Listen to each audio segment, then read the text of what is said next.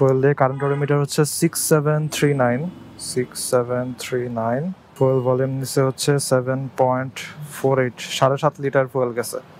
Unit price ছিল 131 টাকা। Full tank safe.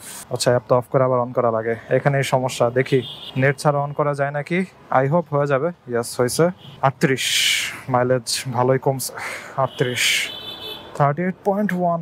আমি আপনাদেরকে স্ক্রিনশটটা দেখা দিতেছি স্ক্রিনে। 38.1 আসছে। আরে রিক্সা রে, কি রে ভাই, এত দূরের থেকে আমি হর্ন দিতে দিতে আসতেছি, তারপরও তাকাই না, সে গল্প করতেছে যাত্রীদের সাথে। আজকে কয়বারে জিনিসটা হলো? 3বার। ধাম করে রিক্সা রাস্তায় ঘুরে দিতেছে, আর ওইটার ভিকটিম হইতাছি আমি। এই যে আরেকজন। ওয়াও, 4বার।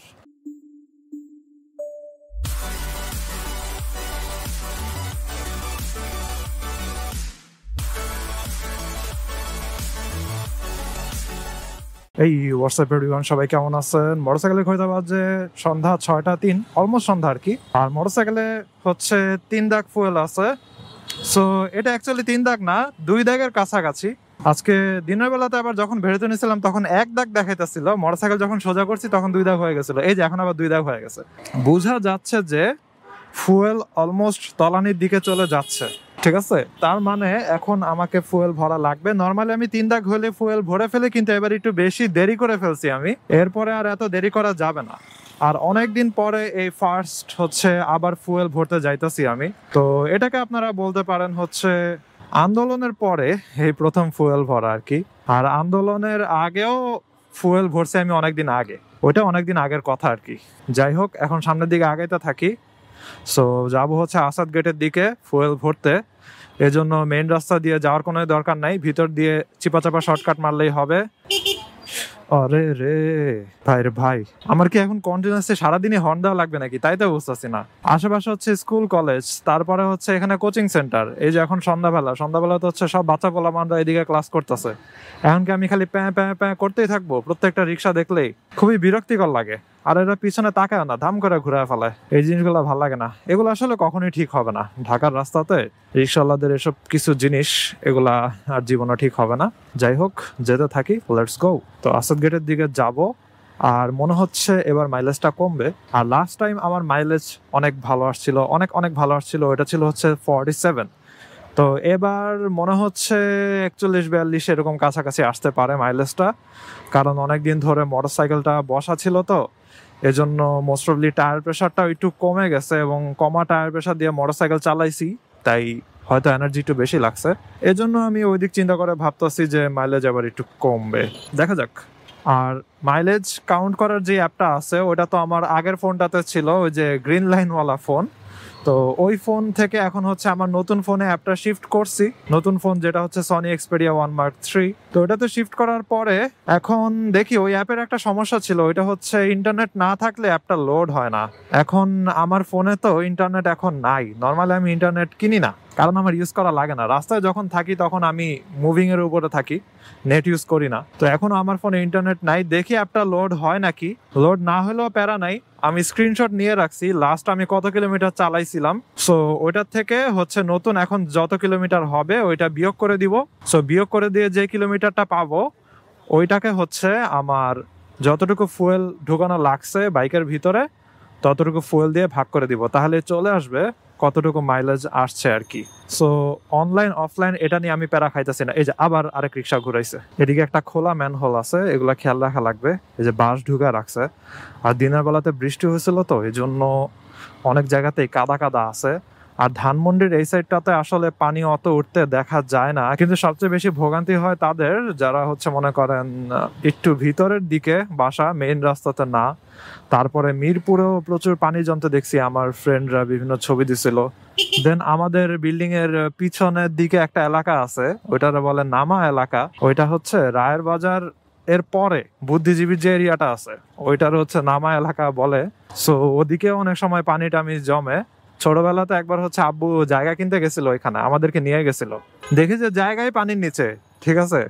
সো ওইটা দেখে আম্মু বলছিল যে ধুর, কেনার দরকার নাই। কিন্তু ওই জায়গার দাম এখন হয়ে গেছে কোটি টাকা। আমরা এখন মাঝে মাঝে আফসোস করি যে হ্যাঁ, ওই জায়গাটা কিনলে ভালো হতো। যাই হোক, আসাদ গেটের সামনের এখানের একটা ছোট্ট জটলার সামনে চলে আসছি। দেখেন বামে পার্ক করে রাখছে রিক্সা, ডানে পার্ক করে রাখছে রিক্সা, গাড়ি বাইর হওয়ার জন্য ছোট্ট একটা জায়গা জাস্ট তারা দিয়ে রাখছে, আর কোনো জায়গা নাই। নাইস, বের হয়ে গেছি, লেটস গো। তো এখানে আসাদ গেটের সিগনালে হয়তো জাস্ট 1-2 মিনিট দাঁড়ানো লাগতে পারে, আবার নাও দাঁড়ানো লাগতে পারে। তবে ডান সাইডে প্রচুর জ্যাম দেখতেছি, বুঝতেছি না কোন দিক দিয়ে যাওয়া আজকে ভালো হবে। মনে হচ্ছে তেল ঢোকানোর পরে গণভবনের ওদিক দিয়ে চলে যাওয়া ভালো হবে। গণভবন তো কয়েকদিন আগে পুরাই ডিজাস্টার হয়ে গেছিল, ডিজাস্টার। যাই হোক, এখান দিয়ে পার হয়ে যাই। গাড়ির পিছনে আমি আটকায় গেলাম, এখন বসে বসে ওয়েট করি। যাক, পার হয়ে গেলাম আসাদ গেটের সিগন্যাল। এখন আমি বাম ইন্ডিকেটর দিয়ে রাখছি, ফুল ঢুকানোর এখানে ঢুকে যাই।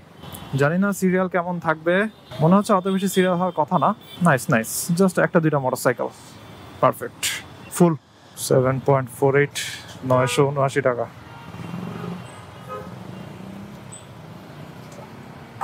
সামনের দিকে যাই। আরে তেল আবার পড়ে যাস না। ওকে, নাইস।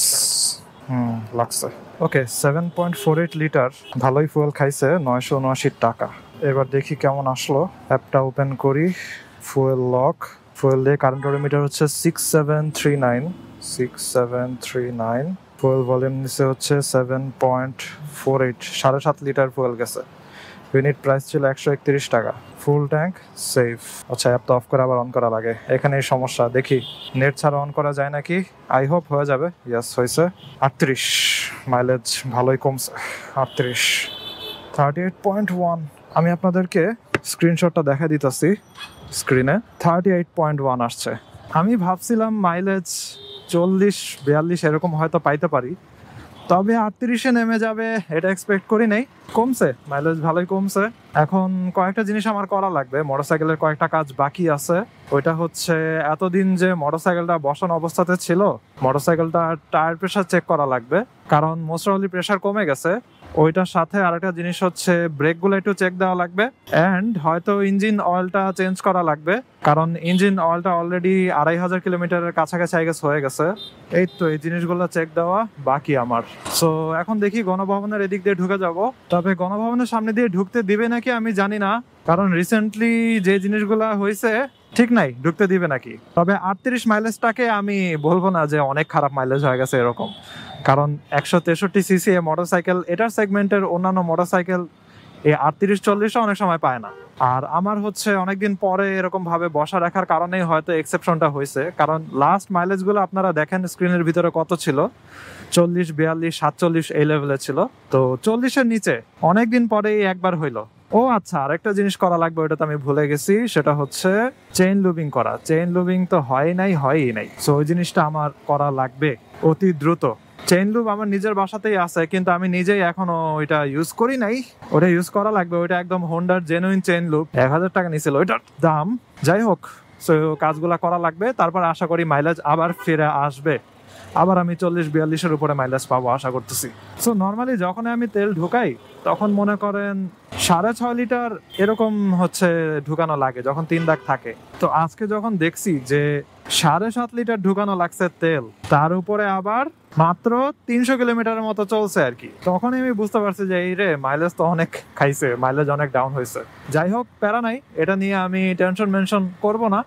মোটরসাইকেলটা হালকা যত্ন করলে আশা করি আবার মাইলেজ আগের লেভেলে চলে আসবে। আরেকটা জিনিস হচ্ছে, বাইকটা একবার তো পড়ে গেছিল কয়েকদিন আগে। তো পড়ে যাওয়ার সময় তেল কি পড়ে গেছিল নাকি কে জানে, আশা করি তেল পড়ে নেই, কারণ তেল পড়লে তো তখন বোঝা যাবে, সাইডে দাগ টাগ থাকবে তেল পড়ে যাওয়ার, ওরকম আমি কিছু দেখি নাই। আমি জানি না মোটরসাইকেল পড়ে গেলে তেল পড়ে যায় নাকি, কেউ জানা থাকলে আমাকে একটু বললেন। যাই হোক, আকাশটা আজকে পুরাই জোস, অ্যান্ড সাইডের ওয়েদার টোয়েদার যা কিছু আছে একদম অ্যামেজিং, টপ নচ। আর সবাই এখানে এই যে ঘুরতে ঢুকতেছে মোটরসাইকেল নিয়ে, ভিতরে একদম মেলার মতো অবস্থা হয়ে গেছে। ওয়াও, পুরাই জোস। আর আকাশও গুরুম গুরুম করতেছে। আমি জানি না বাতাসের জন্য আমার কথা কতটুকু বোঝা যাবে, কিন্তু অনেক জোস একটা ওয়েদার, অনেক জোস। এই রাস্তাটাতেও আমার অনেক দিন পরে আসা হইলো, কারণ এই রাস্তাটাতে ঢুকা হয় মনে করেন যখন তেল ঢুকাই তখনই এই রাস্তাটাতে ঢুকা হয়, এছাড়া ঢুকা হয় না। সংসদ ভবনের সামনে যদি প্রচুর জ্যাম ট্যাম লাগে তখনই আমি এই রাস্তাটা ইউজ করি। তো আজকে তো দেখছি নি কি লেভেলের জ্যাম, সব গাড়ি দাঁড়ায় আছে। তো ওই রাস্তাতে যদি ঢুকি আমার অবস্থা পুরো দফা রফা হয়ে যাবে, এই জন্য আমি এখান দিয়ে গেছি। দেখি বিজয় সরণির সামনে কেমন জ্যাম। যদি বিজয় সরণির সামনে একটু বেশি জ্যাম থাকে তাহলে আমি ফার্ম গেটের ভিতর দিয়ে ঢুকা যাব। Let's go. তবে এতদূর পর্যন্ত আসছি, একদম স্মুথলি চলে আসছি, একবারও পা নিচে নামানো লাগে নাই। আর গিয়ারও মনে করেন তেমন কমানো লাগে নাই, 40-50 এরকম স্পিডে হচ্ছে পুরোটা ট্রাভেল করে চলে আসছি, একদম স্মুথ একটা রাইড। আর আরেকটা জিনিস হচ্ছে, এতদিনে যে মোটরসাইকেল চালাইছি মেইন রোডে উঠাই হয় নাই। কারণটা হচ্ছে ওই যে বিভিন্ন পুলিশ টুলিশের ঝামেলা ছিল, তারপরে রাস্তাতে অনেক গ্যাঞ্জাম চলতেছিল, অলসো ফোন চেক করতেছিল। তো এসব কারণে হচ্ছে আমার মেইন রোডে যাইতে ইচ্ছা করতেছিল না, শুধুই হয়রানি, এই জিনিসগুলো আমার মোটেও ইচ্ছা করতেছিল না। এই জন্য আমি ভিতরের রাস্তা দিয়ে গেছি, মেইন রোড আমি ইউজই করি নাই। এই কারণে যে সমস্যাটা হয়েছে, আমি সেকেন্ড গিয়ারে মোটরসাইকেল চালাতে পারি নাই এমন অবস্থা, রিক্সার পিছনে পিছনে আমার বাইক চালানো লাগছে। সো এই কারণে হয়তো মাইলেজটা এত কমে গেছে। বিজয় সরণির ওদিকে কেমন জ্যাম তা তো জানি না, তাই এখান দিয়েই ঢুকে গেলাম, দেখি কতদূর যাওয়া যায়। ফার্ম গেটের কাদা টাদা খাওয়া লাগবে আর কি, কিছু করার নাই। যাক, সিগন্যালটা পার হইলাম, এখন আমার এদিক দিয়ে পার হওয়া লাগবে। রাস্তায় ট্রাফিক পুলিশ আছে, দ্যাটস গুড, ট্রাফিক মোটামুটি কন্ট্রোলে আছে। এবার সোজা বের হয়ে যাই, সোজা বের হয়ে খামার বাড়ি দিয়ে ঢুকবো আর কি। আর এইদিকে দেখছেন সব হচ্ছে সিরিয়ালে দাঁড়ায় আছে, এরা সবাই বিজয় সরণি ঢুকবে। এই জন্য বিজয় সরণি দিয়ে ঢুকি নাই, কারণ বিজয় সরণি মাঝে মধ্যে দেখলে মনে হয় যেন খালি, কিন্তু ওইটা আসলে একটা ফাঁদ, ঠিক আছে? ওই ফাঁদ দিয়ে আপনি ঢুকবেন, এইবার 15-20 মিনিট আধা ঘন্টা বসে থাকেন। তো খামার বাড়ির ওদিকে ঢুকে এক জায়গাতে বাইকটা একটু সাইড করব, কারণ মানিব্যাগটা ব্যাগে ঢুকানো লাগবে। মানিব্যাগটা পিছনের পকেটে থাকলে খালি মনে হয় যেন পিছলা খায় বের হয়ে যাবে, আর বের হয়ে গেলে টেরও পাবো না যে মানিব্যাগটা বের হয়ে গেছে। ওরে এদিকে তো পাইপের ভ্যান, সাবধানে থাকা লাগবে, আবার কোন দিক দিয়ে গুতা টুতা খাওয়া যায়। ওকে, আমি ঢুকবো বামে, আমাকে একটু সাইড দিলেই হবে। Nice, thank you. এদিকে দেখি আবার আর্মিদের গাড়ি আসতেছে। নাইস, ঢুকে গেছি। So let's go straight. তো এই রাস্তাতে থামবো না, কারণ এই রাস্তাতে মনে হয় থামা উচিত হবে না। থামলে আবার দেখা যেতে পারে একটু দূরে গিয়ে পুলিশরা বলবে যে কি ব্যাপার, থামছিলেন কেন এই রাস্তাতে। সো ভাবতেছি একদম হলি ক্রসের সামনে গিয়ে ওই জায়গাটাতেই থামবো। রাইড করে মজাই লাগতেছে, একদম ঠান্ডা ঠান্ডা একটা ভাব। তবে মোটরসাইকেলে ঘুরতে বেজে গেছে 6:25। আমার 6:30 মধ্যে যাওয়ার কথা ছিল হচ্ছে মগবাজার, ওই জায়গাটাতে কি বলে, জায়গাটার নাম আমি ভুলে গেছি, কি যেন একটা কামাল বিরিয়ানির দোকান আছে, তো ওইটার সামনে যাবো। সেটা দেরি হয়ে গেছে, প্যারা নাই। যাক, আমি আস্তে আস্তে আবার সিগন্যাল ছেড়ে দিছে। Nice nice nice, let's go. পুলিশেরা সবাই আছে এখন। তবে বিআরটিএতে যে হয়রানি হয়, এই জিনিসটা বন্ধ করা খুবই জরুরি। বিআরটিএতে মানুষেরা দালালের ঠেলায় হাঁটতে পারে না, এমন অবস্থা। দালালরাই আইসা আবার বলে যে ভাই, আমাদের হেল্প না পাইলে আপনার সারাদিন এখানে দাঁড়া থাকা লাগবে, এমন অবস্থা। যাই হোক, চলে আসছি হলি ক্রসের সামনে, এখানে বাইকটা রাখি, রেখে এবার একটু চেক করি কত কিলোমিটার অ্যাকচুয়ালি চালানো হয়েছিল এই কয়দিনে। আর মানি ব্যাগটাও ব্যাগে ঢুকাই, চ্যাপটা ওপেনই আছে। 7.51 লিটার নিছে, 7.51 নাকি 7.48, 285 কিলোমিটার গেছে। আর আগের বারে 326 কিলোমিটার গেছিল মাত্র 6.91 লিটারে, আর কি অলমোস্ট 7 লিটারে আগের বার 300 কিলোমিটার উপরে চালাইছি, আর এবার 7.5 লিটারে মাত্র হচ্ছে 285 কিলোমিটার চালাইছি। এবার বুঝতে পারতেছেন ডিফারেন্সটা কেমন, হিউজ ডিফারেন্স। এই জন্য আগের বার আসছিল 47 আর এবার আসছে হচ্ছে 38। প্যারা নাই, আমি আবার মাইলেজ আগের অবস্থা নিয়ে আসবো। সো এই জায়গাতে বিজ্ঞান কলেজের সামনেও মোটামুটি ফাঁকা আছে, আর এরপরে সামনে গিয়ে হচ্ছে রেল ক্রসিং এর জ্যাম খাওয়া শুরু হবে। আরে রিক্সা রে, কি রে ভাই, এত দূরের থেকে আমি হর্ন দিতে দিতে আসতেছি, তারপরও তাকাই না, সে গল্প করতেছে যাত্রীদের সাথে। আজকে কয়বারে জিনিসটা হইলো, 3 বার ধাম করে রিক্সা রাস্তায় ঘুরে দিতেছে, আর ওইটার ভিকটিম হইতেছি আমি। এই যে আরেকজন, ওয়াও, 4 বার। মেজাজ টেজাজ খুবই খারাপ হয়ে যায়, কি আর বলবো। ঢাকা শহরে আসলে রিক্সাওয়ালাদের এই জিনিসগুলো আর কখনোই চেঞ্জ হবে না, আমার মনে হয় না আর কখনো এগুলো চেঞ্জ হবে। হয়তো রাস্তা লিমিট করে দিতে পারে, এসব রাস্তায় চলতে পারবে, এসব রাস্তায় চলতে পারবে না। কিছু কিছু রাস্তাতে লিমিট আছে, কিছু কিছুতে এখন আর কোনো লিমিটই নাই। মেন রাস্তাতে ব্যাটারি নর্মাল রিক্সা যা আছে সবই চলে, আগে তো ব্যাটারি রিক্সারও লিমিট দেওয়া থাকতো, এখন এই ব্যাটারিগুলোও চলে। কিন্তু রিক্সার এরকম ধুমধাম যেখানে ইচ্ছা ওইখানে চলে যাওয়া, এই জিনিসগুলো কখনো থামানো যাবে না, আই গেস। যাই হোক, আপনাদের সাথে কথা বলতে বলতে কাদার জল খেতে খেতে 7 রাস্তা পার হয়ে চলে আসলাম। এবার হচ্ছে স্ট্রেট চলে যাবো মগবাজারের দিকে, লেটস গো। আর এদিকের ফ্লাইওভারের আর্টগুলো, এগুলো আমি নতুন দেখতেছি, এগুলো আগে ছিল না। জোস জোস আর্টগুলো, আশা করি কমপ্লিট হয়ে যাবে আস্তে আস্তে। অনেক আর্টে স্টুডেন্টরাও এবার হেল্প করছিল।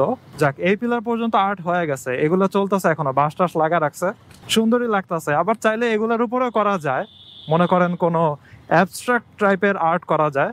ওয়াও, আমার সামনে রাস্তা দেখি পুরাই খালি, এত খালি তো আমি কখনো এক্সপেক্ট করি নাই।